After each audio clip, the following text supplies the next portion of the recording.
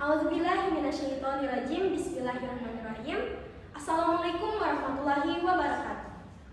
Halo semuanya, selamat datang di video presentasi kelompok 2 dengan judul Pengukuran Kualitas dan Kepuasan Konsumen, Perbaikan dan Reduksi Biaya Kualitas.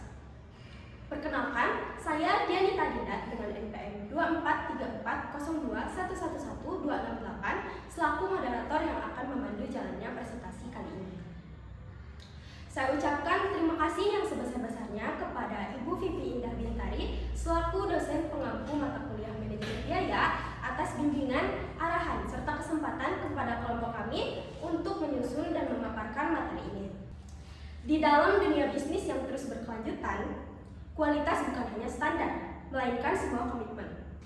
Komitmen untuk memenuhi kebutuhan pelanggan, menjaga kepercayaan, dan menciptakan nilai yang terus berkelanjutan. Di balik produk atau layanan, terdapat proses pengukuran, perbaikan, dan pengendalian biaya yang tujuannya itu adalah untuk memastikan bahwa pengalaman pelanggan adalah prioritas utama. Selanjutnya akan ada pemaparan mengenai pendahuluan, rumusan makalah, tujuan, dan manfaat yang akan disampaikan oleh rekan saya, Amelia Dewi, Andrea Alia, dan Fahmi. Kepadanya dipersilakan.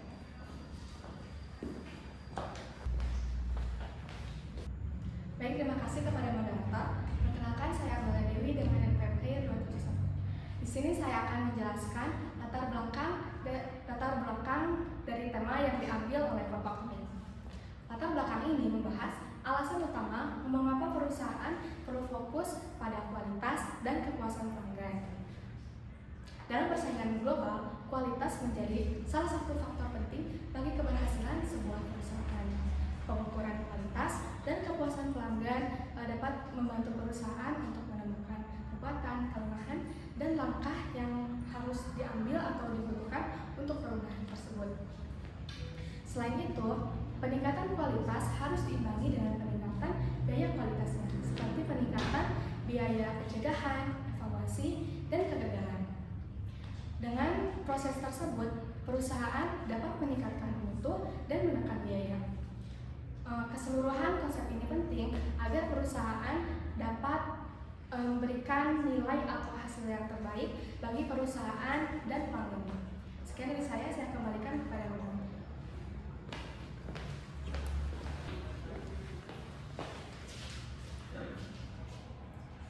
Baik, terima kasih kepada moderator atas kesempatannya. Sebelumnya perkenalkan, nama saya Andrea Alia Zahra dari Ujung NPM 261. Di sini saya akan menjelaskan rumusan masalah dan tujuan makalah ini dibuat. Boleh Nah, yang pertama, rumusan masalahnya itu bagaimana pentingnya pengukuran kualitas dan kepuasan konsumen dalam meningkatkan kinerja perusahaan. Yang kedua, bagaimana upaya yang dapat dilakukan untuk memperbaiki kualitas produk atau layanan secara berkelanjutan. Nah, yang ketiga, bagaimana strategi yang efektif untuk melakukan reduksi biaya kualitas tanpa menurunkan mutu produk atau jasa. Dan yang terakhir yaitu bagaimana keterkaitan antara pengukuran kualitas, kepuasan konsumen, reduksi biaya dalam mendukung daya saing perusahaan. Next. Nah, yang kedua adalah tujuan makalah kami. Yang pertama yaitu untuk mengetahui konsep dan pentingnya pengukuran kualitas serta kepuasan konsumen dalam dunia bisnis. Nah, kualitas dan kepuasan konsumen ini merupakan dua indikator yang sangat penting karena mereka itu yang menentukan bagaimana keberlangsungan suatu bisnis. Nah, tujuan yang kedua yaitu untuk memahami langkah-langkah perbaikan kualitas yang dapat diterapkan dalam organisasi atau perusahaan. Nah, perusahaan harus mengetahui gitu langkah-langkah apa yang harus mereka lakukan agar perusahaan mereka itu dapat bersaing gitu dan kompetitif. Nah, yang ketiga yaitu untuk menjelaskan cara mengelola dan mereduksi biaya kualitas agar tercapai efisiensi tanpa mengorbankan mutu. Nah, di sini perusahaan harus bisa gitu tidak menurunkan mutu tanpa perusahaan harus bisa tidak mengorbankan mutu, tetapi biaya operasionalnya tetap terjaga. Jadi mereka harus bisa mengendalikan biayanya agar menjaga profitabilitas perusahaan. Nah, yang keempat yaitu untuk menganalisis hubungan antara pengukuran kualitas, kepuasan konsumen, dan reduksi biaya kualitas dalam meningkatkan daya saing perusahaan. Nah, jika perusahaan mengetahui hubungan ketiga ini, perusahaan bisa mengeluarkan kebijakan yang nantinya membuat perusahaan itu bisa bersaing di pasar. Sekian materi dari saya. Terima kasih.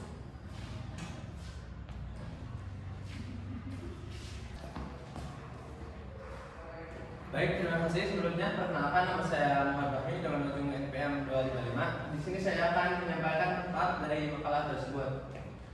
Yang pertama, secara akademis, makalah ini diharapkan dapat menambah pemahaman dan wawasan terkait konsep pengukuran kualitas, kepuasan pelanggan, serta keterkaitannya dengan kinerja organisasi serta menjadi sumber referensi atau bahan studi bagi akademisi, mahasiswa, dan peneliti yang tertarik mendalami aspek kualitas dan kepuasan konsumen. Yang kedua, secara praktis, makalah ini dapat memberikan pedoman bagi perusahaan atau organisasi dalam melaksanakan pengukuran kualitas dan kepuasan pelanggan dengan efektif. Yang terakhir, dari perspektif sosial, makalah ini diharapkan dapat mendukung terciptanya produk dan layanan yang berkualitas sehingga masyarakat sebagai konsumen dapat menikmati manfaat optimal dari barang dan jasa yang digunakan, serta meningkatkan kesadaran masyarakat akan pentingnya kualitas dalam kehidupan sehari-hari baik sebagai produsen maupun konsumen. Sekian dari saya, terima kasih.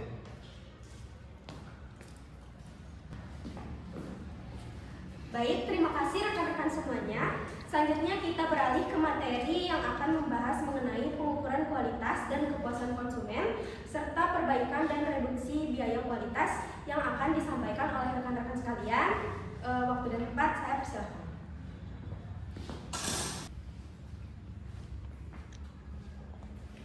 Baik, perkenalkan dulu, nama saya Muhammad Sidik Muslim dengan NPM akhir 276. Sekarang kita akan membahas tentang pembahasan pengukuran kualitas dan kepuasan konsumen. Di sini saya akan membahas tentang pengukuran kualitas yang dimana menurut faktual pada tahun 2017, pengukuran kualitas adalah produk atau layanan dalam proses evaluasi tingkat kesesuaian produk atau jasa terhadap standar yang diharapkan atau kebutuhan konsumen. Nah, salah satu model terkemuka dalam mengukur kualitas layanan adalah dengan menggunakan model self-qual yang dikembangkan oleh para teman Jernal dan Berry. Kualitas tidak hanya bersifat fokus, tetapi juga melibatkan pandangan konsumen yang berkaitan dengan kendala, reaksi, jaminan, empati, dan bukti nyata. Model ini menilai perbedaan antara ekspektasi konsumen dan pandangan mereka mengenai kinerja nyata layanan berdasarkan 5 aspek tersebut. Indikator kunci yang digunakan dalam pengukuran kualitas harus mewakili dimensi-dimensi yang berkaitan dengan layanan atau produk yang disediakan. Pengukuran ini sangat penting untuk menyediakan data yang tepat untuk membantu manajemen dalam membuat keputusan strategis guna meningkatkan mutu produk atau layanan sekaligus mempertahankan kepuasan dan loyalitas pelanggan. Mungkin cukup sekian dari saya, akan diserahkan ke manajemen atau moderator atau dilanjutkan.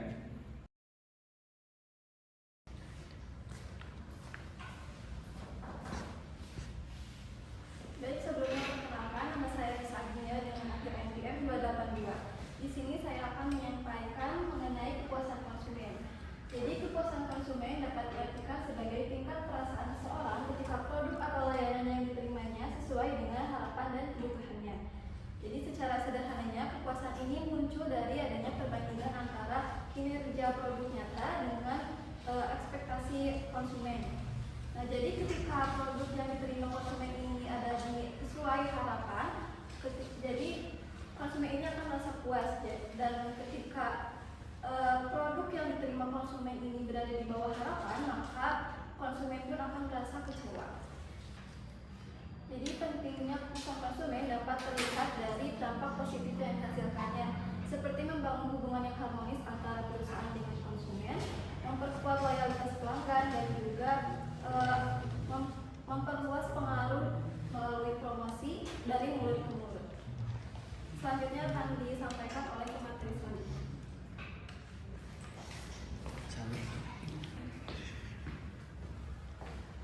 Baik, terima kasih. Perkenalkan, nama saya Muhammad Sintang dengan akhir NPM 278. Nah, yang selanjutnya itu ada indikator kepuasan pelanggan. Yang ke satu itu pemenuhan harapan pelanggan, dan yang kedua itu keinginan untuk terus menggunakan produk atau layanan. Yang ketiga ada rekomendasi produk kepada pihak lain, dan yang keempat itu adalah kualitas pelayanan yang diterima. Yang kelima tingkat loyalitas pelanggan. Yang keenam itu reputasi perusahaan yang baik. Dan yang terakhir adalah lokasi yang strategis dan mudah diakses, memberikan kontribusi pada kepuasan konsumen. Terima kasih.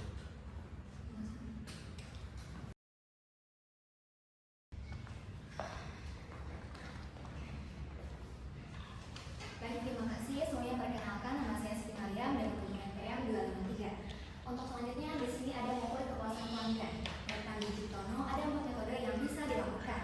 Yang pertama, sistem keluhan dan saran. Perusahaan menyediakan sarana masukan pelanggan, baik melalui kotak saran, kemudian email, telepon, dan lainnya. Tujuannya untuk memudahkan pelanggan menyampaikan keluhan ataupun ide perbaikan. Yang kedua, ghost shopping atau mystery shopping.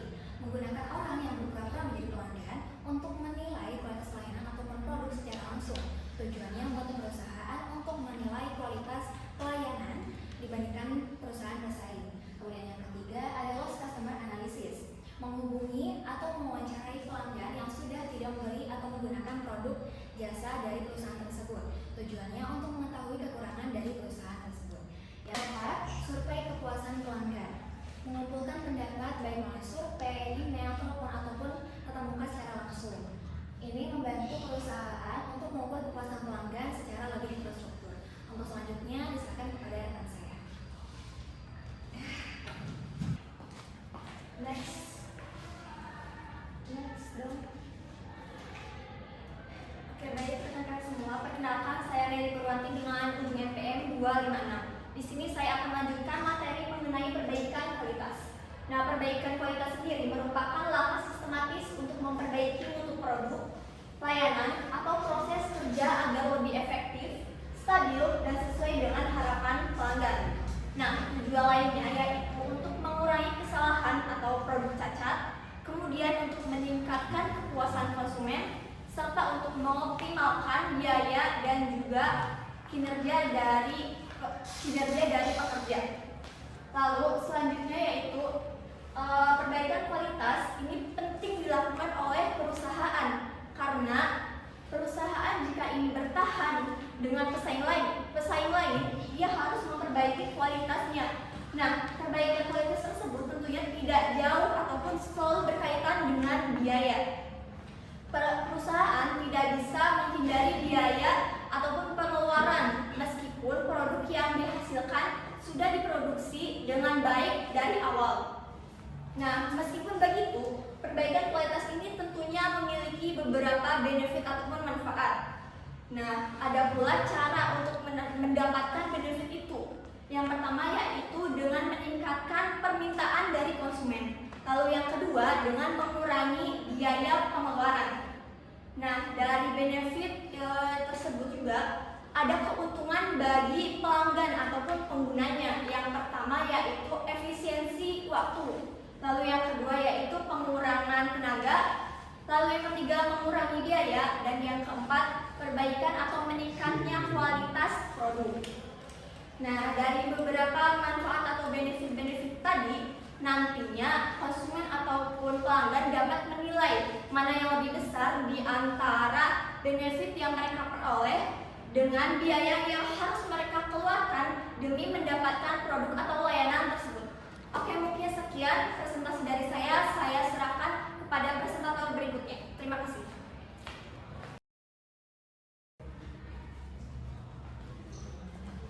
Terima kasih. Saya akan melanjutkan materi yang telah disampaikan oleh rekan saya tadi. Sebelumnya, perkenalkan, saya Salwa Fariza Sofa dengan ujung NPM 283. Saya akan melanjutkan mengenai materi reduksi biaya kualitas. Menurut Hornren, City Data, dan G. Foster, reduksi biaya kualitas merupakan pengurangan biaya atau seringkali dikenal sebagai efisiensi dalam biaya produksi. Ini meliputi proses produksi serta tenaga kerja, kemudian sumber daya material. Tujuan reduksi biaya sendiri itu untuk mengurangi atau menghilangkan biaya yang tidak bernilai tambah atau non value added. Ini menurut Hastuti reduksi biaya ini merupakan usaha terencana yang dilakukan oleh perusahaan untuk menghilangkan atau memangkas biaya yang tidak bernilai tambah tanpa mengurangi kualitas dari produk itu sendiri, tanpa mengorbankan kualitas yang diharapkan oleh konsumen. Nah, reduksi biaya kualitas ini sendiri itu ada dua menurut strateginya. Strategi yang pertama itu secara konvensional, ini lebih berfokus terhadap penghematan, sedangkan menurut strategi modern, reduksi biaya ini lebih berkelanjutan karena bertujuan untuk menjaga nilai harga dan margin keuntungan. Boleh di next. Nah, ini merupakan perbedaan strategi reduksi biaya antara konvensional dan modern. Dari sasarannya, untuk konvensional itu berfokus pada penghematan, sedangkan yang modern itu kompetitif dan strategis. Dari segi konsep, yang reduksi biaya konvensional itu unsur dan harga, sedangkan yang modern itu merupakan keuntungan potensial. Kemudian dari tanggung jawab itu sendiri, yang konvensional divisi dari akuntansi atau keuangan, kemudian yang modern itu merupakan tanggung jawab semua pegawai atau karyawan. Dari segi waktu, yang konvensional ini periodik atau siklikal, sedangkan yang modern terus-menerus atau continue, berkelanjutan. Kemudian dari aplikasi, untuk konvensional biaya tenaga kerja dan pengeluarannya itu berbeda, sedangkan yang modern semua pengeluaran dalam sistem seperti proses perancangan, kemudian pengolahan dan penjualan. Nah, untuk fokus yang konvensional itu kelebihan di atas anggaran, sedangkan yang modern pemborosan atau waste dan biaya mutu atau kualitas. Kemudian yang kedua terakhir ada pengetahuan operasi, itu untuk konvensional termasuk rendah, sedangkan modern itu sangat tinggi. Yang terakhir ada kesadaran mengenai kualitas, untuk konvensional itu rendah, sedangkan modern itu sangat tinggi. Sekian yang bisa saya sampaikan, saya kembalikan kepada rekan saya. Terima kasih.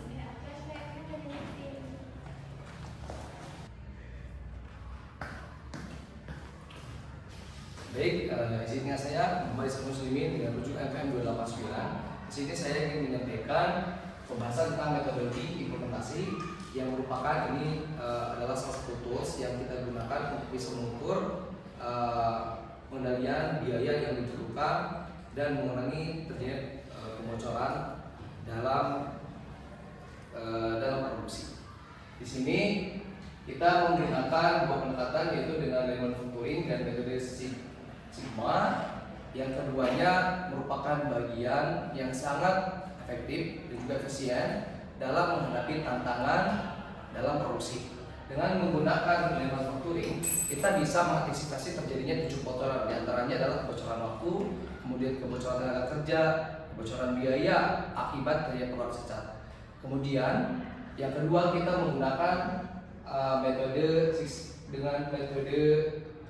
Sigma yang tadi disebutkan, bahwa metode ini sangat menekankan kepada kualitas produk, sehingga produsen itu sangat teliti dalam menghasilkan produk agar tidak terjadi pengeluaran cacat. Kenapa? Karena jika produsen itu tidak teliti dalam mengantisipasi produk, dikhawatirkan akan terjadi pemborosan dalam produk yang dihasilkan.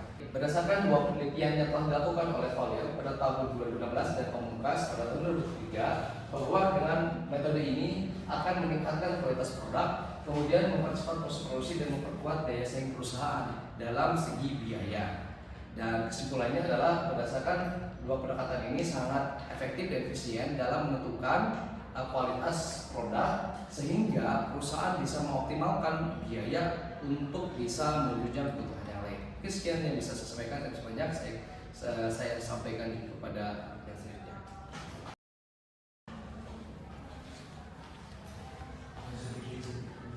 Sebelumnya perkenalkan, nama saya Ferdinand Abidal Sesal, lulusan NPM 279.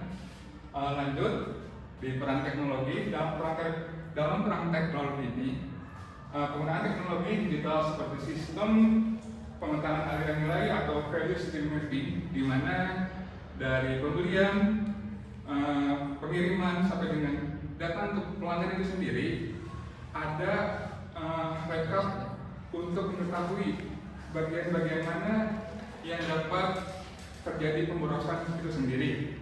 Lanjut, ada diagram sebab akibat, di mana dalam diagram ini kita akan mengetahui dari hasil-hasil itu sendiri mengapa hal tersebut terjadi dan bagaimana nantinya bisa membantu dalam menganalisis solusi ke depannya. Lanjut, tools otomatis, di mana dalam tools otomatis ini bisa membantu dalam mempercepat, melakukan rekap dan segala macam untuk mempermudah melakukan identifikasi pemborosan dan mempercepat perbaikan proses yang berujung pada efisiensi biaya dan supaya nantinya akan lebih efektif dan efisien dalam perubahan lebih baik ke depannya. Saya kira cukup, dilanjut ke selanjutnya.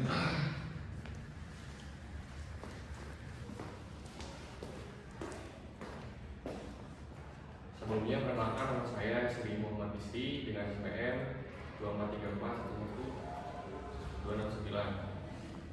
Di sini saya akan melanjutkan materi yaitu dampak jangka panjang.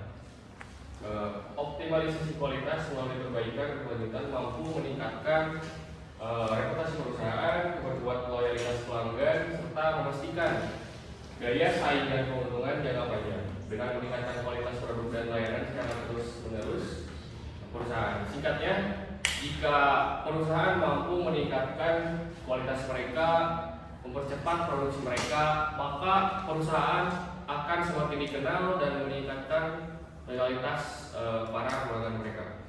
Mungkin sekian dari saya. Terima kasih. Dilanjutkan ke teman berikutnya.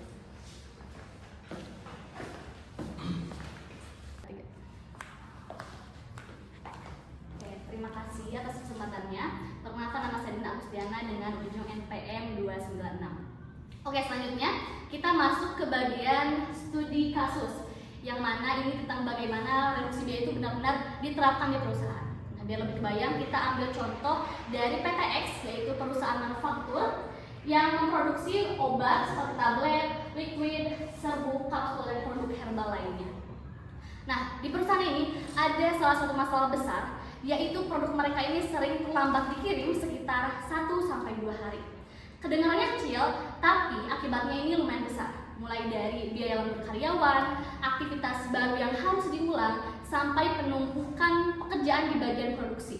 Jadi intinya, di sini terjadi pemborosan waktu dan biaya yang sebenarnya bisa kita hindari atau bisa kita tekan. Nah, untuk mengatasi itu, PTX menggunakan metode Lean Six Sigma dengan pendekatan DMAIC, yaitu singkatan dari Define, Measure, Analyze, Improve, and Control. Jadi intinya, mereka mengurai masalah satu persatu sehingga menemukan yang mana yang paling menyebabkan keterlambatan. Yaitu mereka ini mulai mengidentifikasi di mana proses yang bikin lama, terus juga lalu mengukur kinerjanya, dan juga menganalisa akar masalah dengan menggunakan tools seperti FMEA. Dan akhirnya menemukan bagian mana yang paling beresiko menyebabkan keterlambatan. Setelah dilakukan perbaikan, hasilnya cukup signifikan. Efisiensi produk naik dari 82% menjadi 82,08%. Mungkin terlihat kecil, tapi untuk proses produksi yang besar, ini berarti penghematannya juga lumayan besar. Waktu hilang atau lost time juga turun drastis dari 466 menit menjadi 206 menit. Dan juga produk cacat atau defect menurun sangat jauh, yang awalnya hampir 5.000 strip menjadi sekitar 1.600 strip saja. Nah, jadi bisa dibayangkan ya, dengan mengurangi produk gagal saja, biaya yang biasanya terbuang untuk memperbaiki dan memproduksi itu bisa ditekan atau bahkan dihilangkan. Dan itu artinya biaya kualitas mereka jadi lebih efisien tanpa menurunkan mutu produk. Nah, jadi studi kasus pada PTX ini menunjukkan bahwa perbaikan kualitas itu gak cuma soal bikin produk yang bagus atau produk yang lebih baik, tapi juga mengurangi pemborosan. Jadi kalau proses lebih rapi, lebih cepat, lebih minim kesalahan, otomatis biaya perusahaan juga turun dan lebih efektif. Inilah yang dimaksud dengan reduksi biaya kualitas yang efektif, bukan produk, tapi menghilangkan aktivitas yang tidak bertambah nilai. Sekian dari saya kembalikan atau saya lanjutkan kepada presentator selanjutnya.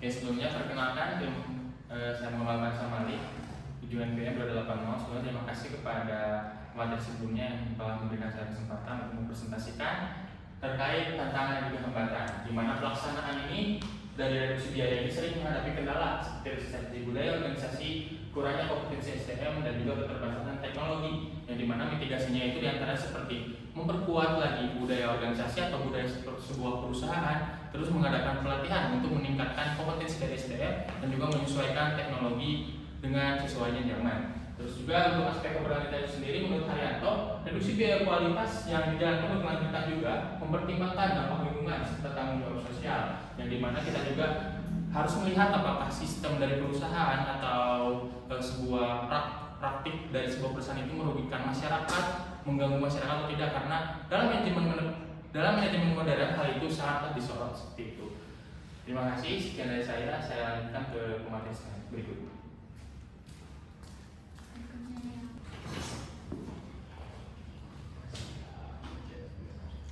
Baik, setelah mendengarkan pemaparan dari seluruh pemateri, dapat kita simpulkan bahwasannya pengukuran kualitas dan kepuasan konsumen merupakan hal yang penting untuk memastikan perusahaan mampu bersaing, memperbaiki layanan, dan menekan biaya tanpa menurunkan mutu. Upaya perbaikan kualitas dan efisiensi biaya harus dilakukan secara berkelanjutan serta didukung oleh teknologi dan kompetensi sumber daya manusianya. Saran dari kami, perusahaan perlu terus melakukan evaluasi kualitas, mendengarkan konsumen, serta membangun budaya peningkatan mutu agar perusahaan mampu untuk terus bersaing. Demikian presentasi dari kelompok kami. Semoga pemaparan dari kami dapat bermanfaat dan menambah wawasan teman-teman sekalian. Wassalamualaikum warahmatullahi wabarakatuh. Wah.